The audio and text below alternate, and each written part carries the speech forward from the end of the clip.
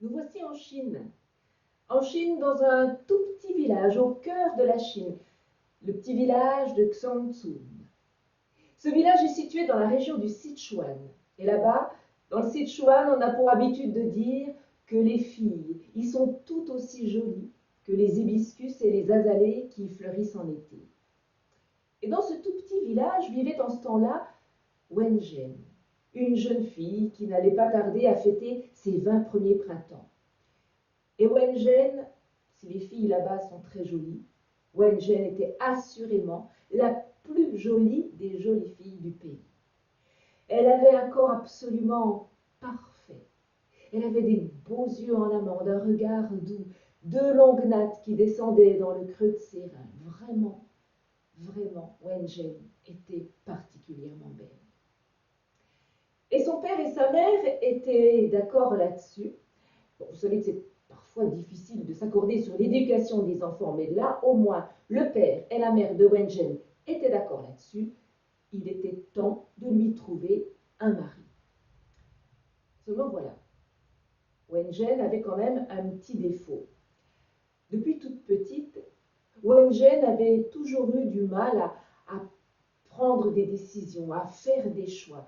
Et malheureusement, ça ne s'était pas arrangé en grandissant. Et le père et la mère de Wen Zhen se sont dit, bah, notre fille est tellement belle, elle a tellement de prétendants. De là à ce qu'elle arrive à en choisir un parmi tous ces hommes qui viennent la demander en mariage, on n'est pas sorti de l'auberge. Alors ils ont décidé de l'aider un peu. Et ils se sont dit, on va lui faciliter le travail. Enfin, si l'expression peut être utilisée pour cette situation-là. Ils se sont dit, on va faire un premier tri. Et puis on va retenir deux hommes différents l'un de l'autre, comme ça lui facilitera les choses. Et c'est ce qu'ils ont fait. Et un jour, ils se sont adressés à leur fille, à peu près dans ces termes. Ils lui ont dit, voilà, Wen Zhen, nous avons rencontré beaucoup de prétendants, nous en avons retenu deux très différents. On les a invités, ils viendront dans quelques jours à la maison, tu passeras l'après-midi avec eux, et à la fin de cet après-midi-là, il te faudra nous faire part de ton choix. Voilà, tu n'as pas d'autre alternative. Alors en fin d'après-midi, après t'être promené dans le jardin avec eux, tu nous rejoindras pour prendre le thé. On boira le thé tous ensemble. Et puis à ce moment-là, précisément, il te faudra nous dire quel est celui que tu as choisi. Alors évidemment, il faudra le faire de façon discrète pour ne pas blesser celui qui n'aura pas été choisi. Alors on te propose ceci. Tu prendras soin de t'asseoir entre les deux hommes et tu découvriras ton épaule droite si ton cœur penche du côté de l'homme qui sera à ta droite, ou tu découvriras ton épaule gauche si ton cœur penche du côté de l'homme qui sera à ta gauche. Wen Zhen a du mal à prendre des décisions, à faire des choix, mais elle n'est pas contrariante. Donc elle est d'accord avec l'idée de ses parents. Et quelques jours plus tard, on accueille à la porte de la maison les deux hommes en question. On leur fait traverser la maison, on les introduit dans le jardin, ils attendent quelques minutes. Wen Zhen finit de se préparer. Et alors quand elle apparaît, elle est resplendissante.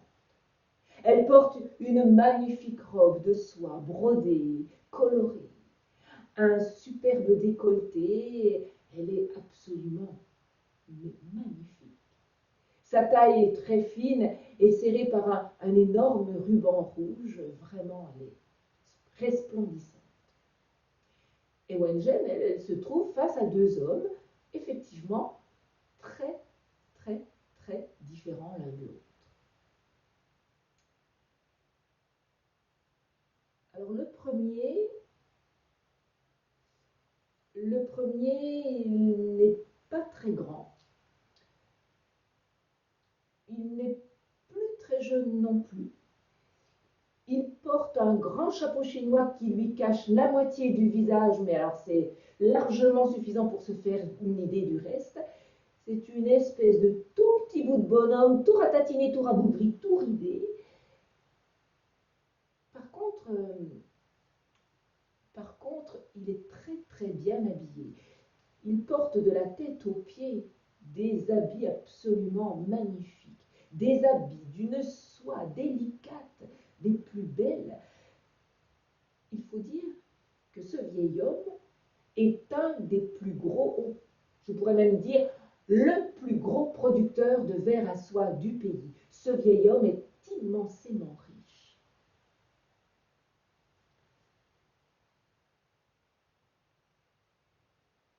L'autre homme est effectivement très différent. Il a à peu près l'âge de Wengen, il est de belle stature, de beaux yeux en amande, des pommettes saillantes, le cheveu noir.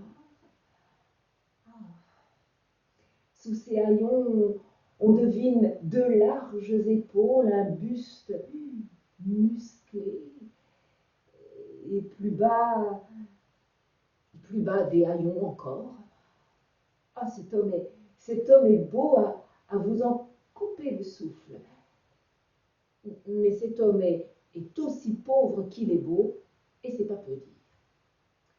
Alors, les deux invités et Wengen commencent à se promener dans le jardin derrière la maison, et les voilà qui commencent à faire connaissance. Ils discutent de choses et d'autres.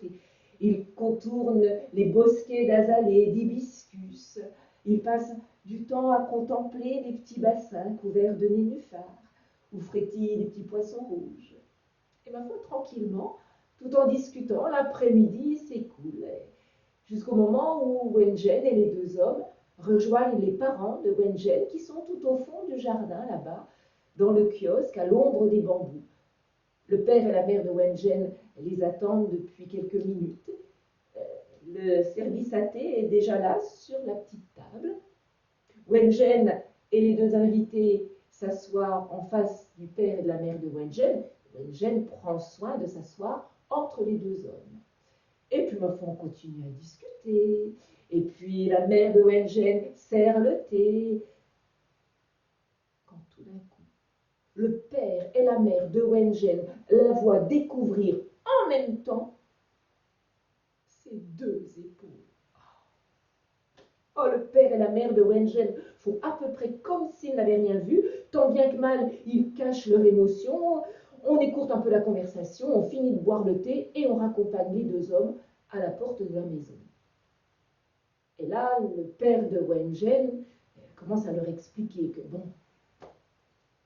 il va falloir sans doute patienter encore un peu.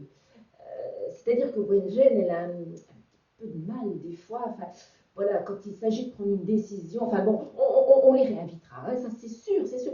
Ou l'un ou l'autre, mais il faudra encore un peu de patience. En fin de compte, on n'a jamais réussi à réinviter ni l'un ni l'autre des deux hommes. Parce que Wengen, elle n'a jamais pu faire son choix.